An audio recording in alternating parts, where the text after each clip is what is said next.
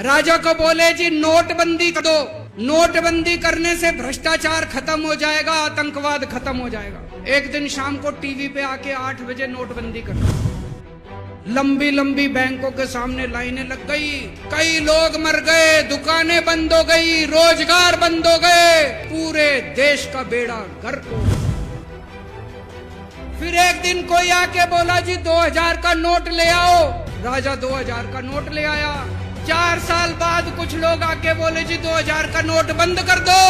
राजा ने 2000 का नोट बंद कर दिया। राजा को अक्ल तो थी नहीं, बेवकूफ था, अनपढ़ था। एक बार कुछ लोग आके बोले जी ये किसानों के कानून बना दो, इस कानून से किसानों का भला होगा। राजा ने कानून बना दिए, पूरे देश के किसान सड़कों पे उतर आए। 750 किसान मर गए आंदोलन में, और 1 साल के बाद राजा को वो तीनों कानून वापस लेने पड़े। राजा अपने दोस्तों का बड़ा ख्याल रखता था। एक दोस्त ने 10,000 करोड़ रुपए चोरी कर लिए, राजा ने उसको देश से भगा दिया। दूसरे दोस्त ने 20,000 करोड़ चोरी कर लिए, राजा ने उसको भी देश से भगा दिया। पर एक दोस्त ऐसा था जिससे राजा की ज्यादा ही दोस्ती थी। उसको उन्होंने सारे एयरपोर्ट बेच दिए, सारे जहाज बेच दिए, सारे सी पोर्ट बेच दिए, खदानें बेच दी। उस दोस्त पे राजा मेहरबान था। राजा का एक और दोस्त था।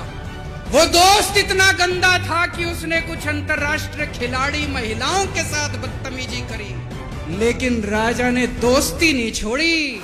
चौथी पास राजा, ये कहानी एक राजा की है, एक चौथी पास राजा की कहानी है, एक अहंकारी राजा की कहानी है, एक भ्रष्टाचारी राजा की कहानी है। इस कहानी में राजा तो है, रानी नहीं है। तो एक महान देश था।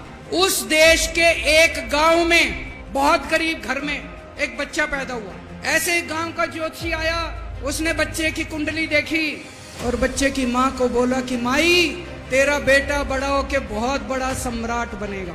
बच्चा धीरे धीरे बड़ा होने लगा। उसका पढ़ने लिखने में मन नहीं लगता था।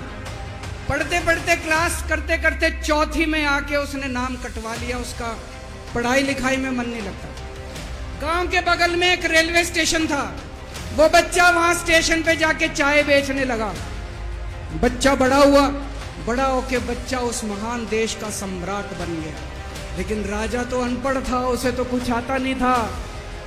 वो राजा अनपढ़ था, उसे लगता था मैं अगर अफसरों से पूछूंगा तो मेरी कमजोरी सबके सामने प्रकट हो जाएगी। अफसरों को लगेगा मेरे को कुछ आता नहीं है। अफसर जो मर्जी लेके आते थे वहां साइन कर देता था। धीरे धीरे पूरे देश के अंदर फैल गया कि राजा अनपढ़ है, राजा अनपढ़ है। राजा को बड़ा बुरा लगने लगा। एक फर्जी डिग्री का जुगाड़ कर लिया, एमए की डिग्री का। पर सच्चाई तो पूरे देश को पता थी, राजा तो अनपढ़ था।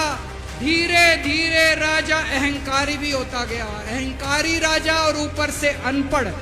एक बार उस देश के अंदर बहुत बड़ी महामारी फैल गई। चारों तरफ महामारी फैल गई, लोग मरने लगे। किसने आके बोला जी थाली बजवाओ तो देश ठीक हो जाएगा। तो राजा ने पूरे देश में थाली और चम्मच बजवा दिए। महामारी तो नहीं बची, महामारी तो फैली रही। किसी ने आके कहा जी डॉक्टरों की जरूरत पड़ेगी, दवाइयों की जरूरत पड़ेगी, इंजेक्शन की जरूरत पड़ेगी, तब महामारी। राजा का एक और दोस्त था। उस दोस्त ने किसानों के ऊपर गाड़ी चढ़ा दी, रौंद दिया, कुचल दिया किसानों को। राजा ने अपनी दोस्ती नहीं छोड़ी। इस बात पे तो दाद देनी पड़ेगी कि राजा दोस्तबाज था। चारों तरफ अत्याचार हो गया। चारों तरफ देश के अंदर इनके अपने लोग जो थे वो बलात्कार करने लगे, गलत काम करने लगे, हाहाकार मच गया। जो राजा के खिलाफ बोलता, राजा उसको पकड़ के जेल में डाल देता। एक दिन एक पत्रकार ने कार्टून बना दिया राजा के खिलाफ, उस पत्रकार को उठा के जेल में डाल दिया। एक दिन एक किसी पत्रकार ने उनके खिलाफ कुछ लिख दिया, उसको पकड़ के जेल में डाल दिया। जो राजा के खिलाफ बोले उसका बेड़ा गर्क। कोई जज अगर उस राजा के खिलाफ ऑर्डर करता था, राजा उसको बख्शता नहीं।